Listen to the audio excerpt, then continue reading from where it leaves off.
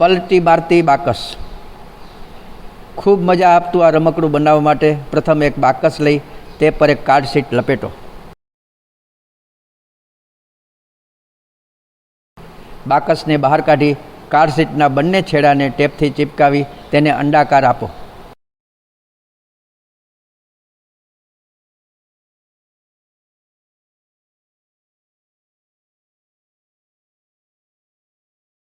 બાકસનું ખાનું બહાર કાઢી ખોખાને કાર્ડ શીટના લૂપમાં પ્રથમ અડધું નાખી તેમાં 2 લખોટી નાખી ડબ્બીને થોડી ભારે કરી લૂપમાં પૂરેપૂરી નાખી દો।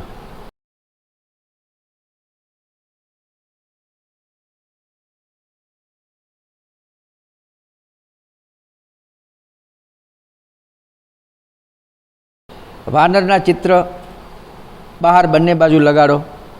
રમકડાને આકર્ષક બનાવો। આ બાકસને તમે કોઈ ઢાળ પર રાખશો તો તે પલટી ખાતે ખાતે નીચે આવશે।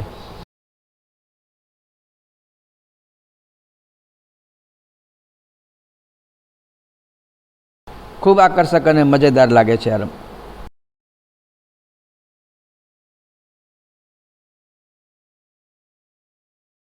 તમે ઈચ્છો તો પાવડરની નાની ખાલી ડબ્બી લઈ તેમાં 3 લખોટી નાખી તેનું ઢાંકણ બંધ કરી પ્લાસ્ટિકની ડબ્બીને ઘર્ષણ મળે તે માટે કાગળની પટ્ટી લગાડો।